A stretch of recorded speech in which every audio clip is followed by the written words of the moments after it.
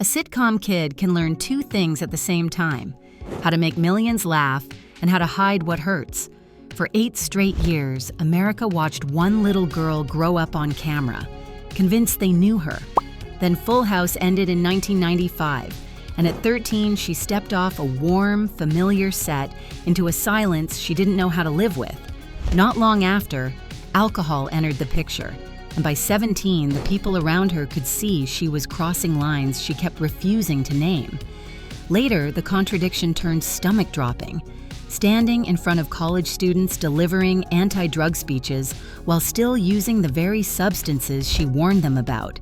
That's the part people repeat because it sounds unreal. What makes it scarier is how explainable it becomes when you understand child stardom, training someone to smile on cue, to keep things fine, and to perform stability even when life is cracking. This is how Jodie Sweetin nearly disappeared behind the same mask that once made everything look easy. Jodie Leanne Sweetin was born on January 19, 1982, in Los Angeles. She was adopted in infancy through a family connection and raised by Sam Sweetin and his wife Janice as their only child.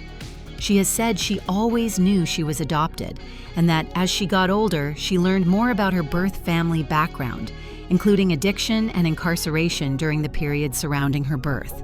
The details didn't define her childhood day to day, but they mattered later when she tried to make sense of how fast things escalated once she started using. From the beginning, she carried that restless, performative energy that teachers recognize right away. She loved being noticed. By age 3, she was taking tap and ballet, and at her first recital, she pushed her way toward the front like she owned the stage.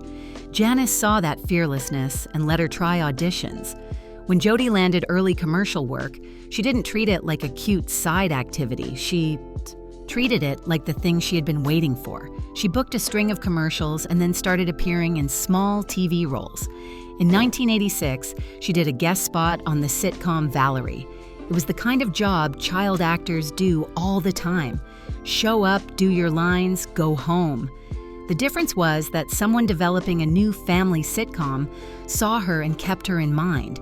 Soon, she was cast as the middle daughter in a show that would become her entire childhood. Full House premiered on ABC in 1987. The premise was simple and built to comfort people. Widowed dad Danny Tanner, played by Bob Saget, raises 3 girls with help from his brother-in-law Jesse, played by John Stamos, and best friend Joey, played by Dave Coulier. Candace Cameron Bure played DJ, the oldest. Jodie played Stephanie, the middle kid with the sharp comebacks. Mary Kate and Ashley Olsen shared the role of the youngest, Michelle. Lori Loughlin later joined as Becky, who became a steady fixture in the Tanner household and in the show's identity. For a child, a long-running sitcom is both protection and pressure. Work hours are regulated. There are tutors. Adults handle the schedule. But the expectations land on the child anyway. You learn quickly that the room relaxes when you hit your marks, deliver the joke, and make the crew's day easier. You also learn what it feels like when you slow everything down. Those lessons settle into your nervous system early. As the series took off, Sweetin's life became a mix of studio routine and regular school attempts at normalcy. On screen, she played a kid who got to be loud and funny and messy and still loved at the end of every episode. Off-screen, she had to be polite, presentable, and grateful. That gap between the messy kidhood you get to act and the controlled kidhood you live can be hard to name while it's happening. Sweetin has often said the Full House set felt warm, even unusually warm for Hollywood. The adult cast looked out for the kids. There were birthdays, get-togethers, the kind of teasing that felt protective rather than mean. For a child actor, that matters. Plenty of child stars describe sets where they felt like props, moved around between takes, corrected for everything. Sweetin's memories lean toward affection and safety. That's the part people hear and assume it should have guaranteed a happy ending. It doesn't work that way. A supportive environment can still be a cage if it becomes your entire world.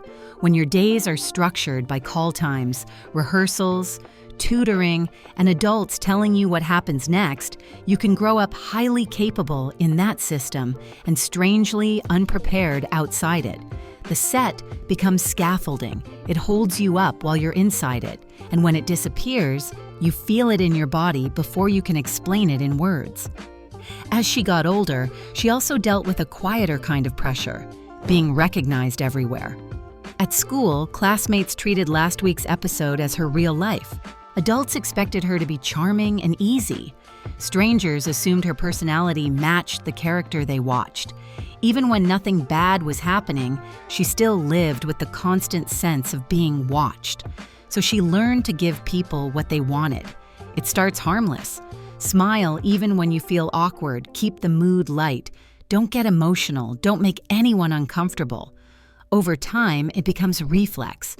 Sweetin has spoken about wanting to be normal and feeling pressure to stay likable. That instinct kept her safe in the industry.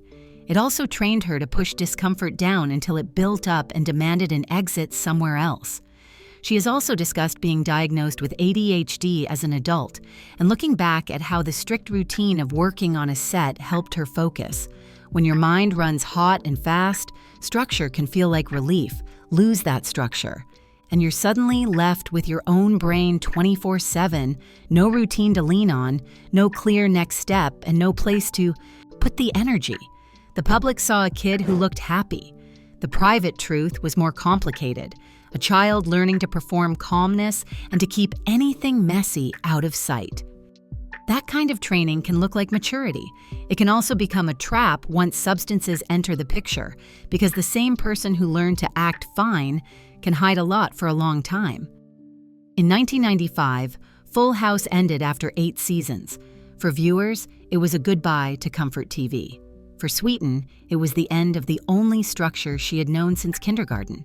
She was 13, right when most kids are testing identity, boundaries, belonging. Suddenly, the set was gone. The routine was gone. The built-in community was gone.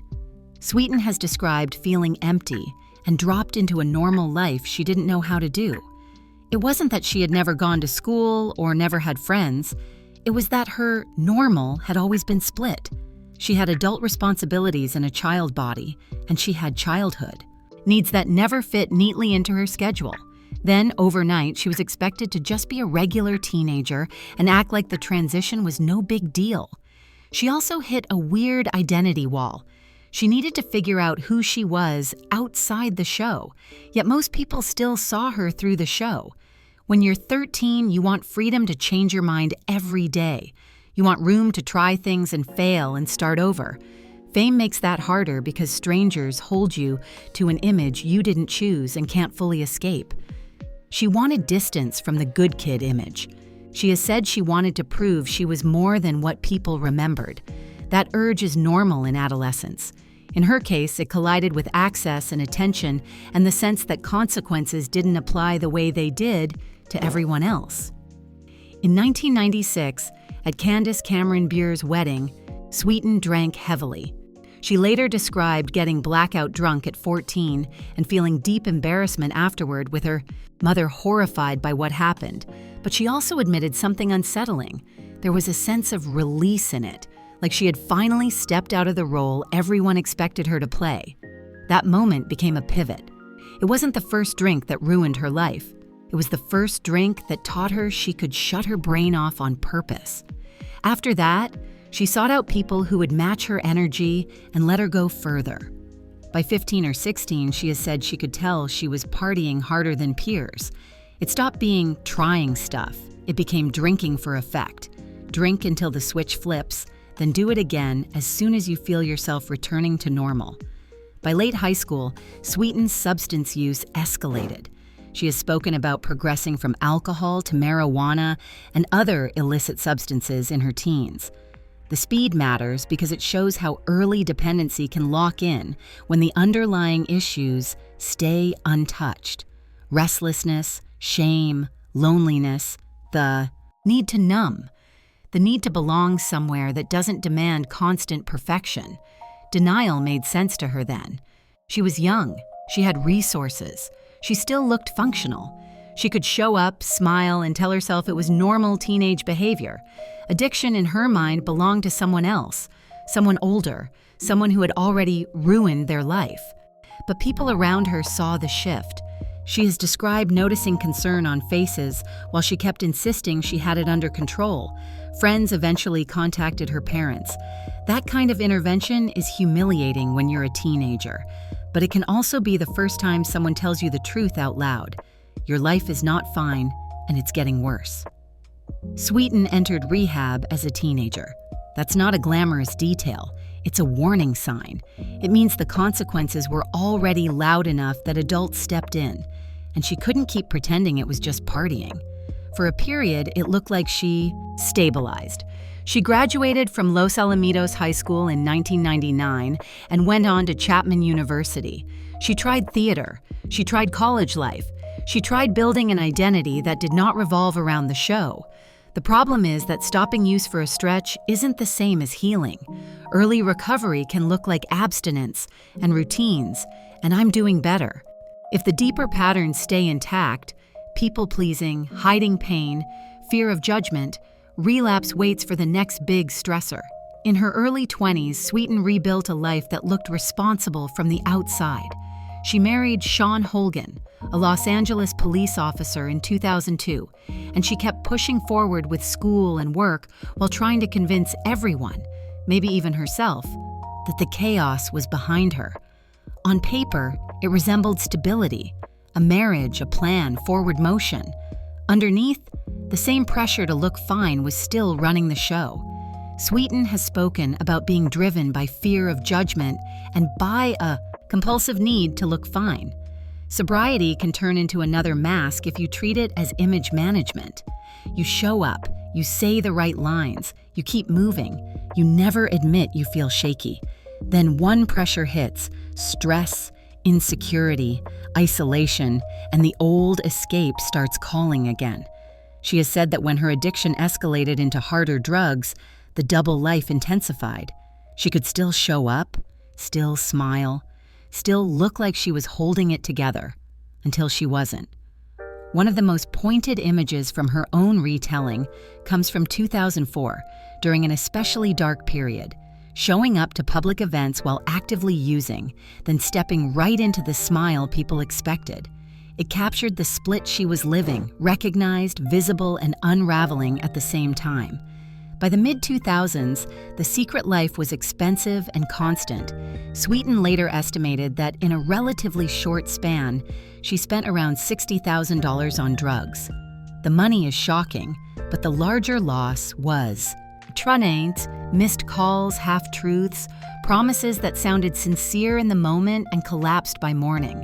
Addiction narrowed her world until it was built around availability. Who could supply? Who would cover? Who would believe her? Who would still pick up the phone? The tighter that circle became, the harder it was to imagine a life that didn't require hiding. Her marriage strained under the weight of deception.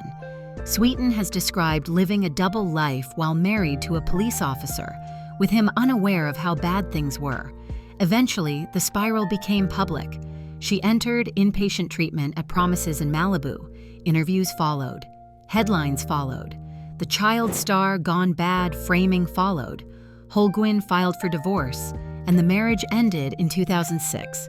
Even with treatment, relapse remained part of her story for a time. She could do rehab and still return to the emotional gaps that made using feel necessary. She could talk recovery and still keep secrets. And the gap between public recovery and private reality became one of the most dangerous places to live because it fed shame. Then shame fed the need to escape. As an adult, Sweetin learned more about her beginnings. She has described her biological parents as dealing with addiction and incarceration around the time she was born. That information didn't excuse what happened, and she hasn't framed it that way. It helped explain why her first drink didn't stay a first drink and why things escalated fast once she crossed certain lines. Genetics do not guarantee addiction, and they don't erase responsibility. But they can explain vulnerability. When someone has a family history of addiction, the odds shift. Add in early fame, identity confusion, and a brain that struggles to settle, and substances can start feeling like regulation instead of recreation. Sweetin has discussed being diagnosed with ADHD as an adult and looking back at how stimulants later felt like a warped version of control. What changed over time wasn't just what she used, it was what addiction demanded. It didn't stay in the background as one bad habit. It started organizing her days, shrinking her choices, and rewarding whatever kept her from being confronted. The more she tried to manage what people saw, the smaller her real life became, until functioning turned into the only goal that mattered. It also reached an especially dark level when her public identity became a cautionary tale for others. Sweetin took speaking engagements about addiction and recovery and told audiences the truth she wanted to live by. She later admitted she accepted some of those gigs while still using, including describing times she was high right before going on stage, then using the speaking fee to buy more. It reads like pure hypocrisy until you understand what addiction does. It convinces you that you can still keep the performance going, and it makes you chase anything that lets you avoid sitting in your own shame. She has described reaching moments where consequences stopped being abstract and turned physical, hospital-level consequences that forced her to admit she was running out of room to pretend. At that stage, the question wasn't reputation. The question was survival.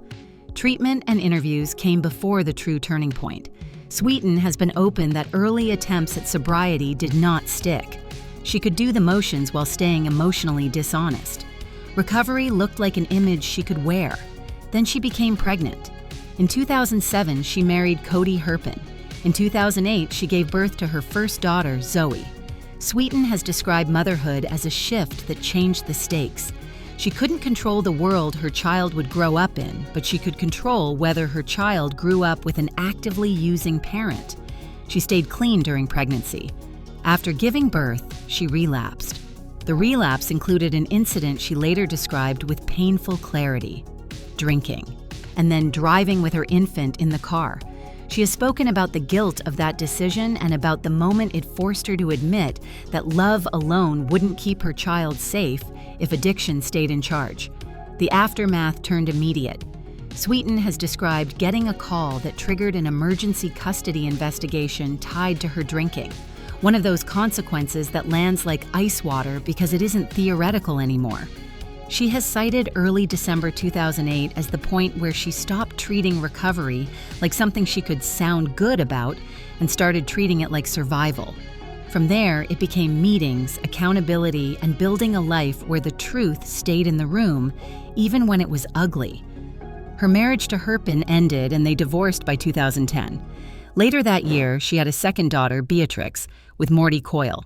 They married in 2012 and later divorced in 2016. Her relationships shifted, her life reshaped, her career ebbed and returned. But the foundation she protected stayed the same. Sobriety became the center pole, holding everything else up. In recovery, Sweetin leaned into honesty because secrecy kept her sick. She has talked about sharing the parts of her story that felt humiliating: the lies, the double life, the hypocrisy of advising others while still using. That honesty took a public form in 2009 when she published her memoir, Unsweetened.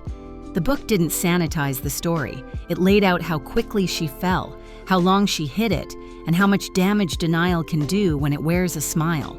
She also worked in the recovery world, including serving in a clinical logistics role at a Los Angeles treatment facility. The job grounded her.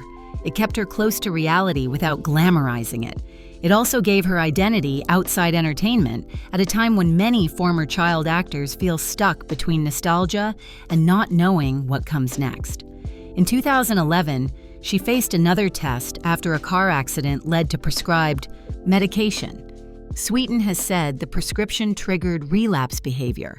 The difference this time was speed and transparency. She recognized the pattern, reset her sobriety, and returned to the tools that kept her alive. She stopped trying to look perfect and started focusing on staying honest. A few years later, she stepped into a different kind of public pressure when she joined Dancing with the Stars in 2016. That show thrives on vulnerability, rehearsal footage, confessionals, judges scoring you in real time. She used the platform to speak about how far she had come from the years when she couldn't keep promises to herself. Then came the reboot. Netflix's Fuller House began in 2016, and Sweetin returned to the role that made her famous through the show's run until 2020. The recreated Tanner home carried nostalgia, and the chemistry with old castmates mattered, but she approached it as an adult with a life that didn't hinge on public approval. She is described showing up, steadier, prepared for either outcome, with her self-worth no longer tied to whether Hollywood clapped. She also stayed connected to the Full House universe in a different way by co-hosting a rewatch podcast with her former co-star Andrea Barber. It's a small detail, but it signals a big shift. She returned to that part of her past with agency. It wasn't a rescue rope, it was a choice. In interviews over the years, she's been blunt about the double edge of fame.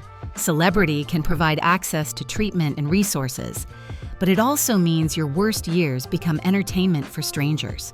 When she talks about her past now, the goal is clarity, not shock. In July 2022, Sweetin married Mescal Wasilowski, a clinical social worker. By then, her story had shifted from collapse to stability. She remained connected to the character people remembered, and she made peace with it. That role opened doors. It didn't define her worth anymore. Jodie Sweetin's life sits inside a long history of child stardom colliding with adult reality. Drew Barrymore has spoken openly about entering rehab young. Corey Haim's rise and decline became a cautionary story about vulnerability and access. Gary Coleman spent adult years fighting to be seen as more than a childhood image, even as the public froze him in time. The details differ, but the pattern repeats. A kid becomes a brand before they fully become a person. What Sweetin's story shows is how danger can arrive even when a set feels safe. Structure ends, identity blurs. The world expects you to stay the same while your brain and body keep changing. If you already know how to perform happiness, you can hide pain for a long time, sometimes even from yourself. Sweetin came close to becoming another grim headline in that pattern. She survived, and then she kept telling the truth, even when it made her look awful. The discipline that helped her hit marks and deliver lines turned into the discipline she used to rebuild. Show up, ask for help, accept accountability, repeat. Recovery didn't erase what happened. It gave her a second chance to live with her choices and protect her children from the worst of what she survived. Millions still remember the kid they watched on TV. Under that memory sits the bigger story. A woman who learned early how to keep a smile in place and learned later how to live without the performance.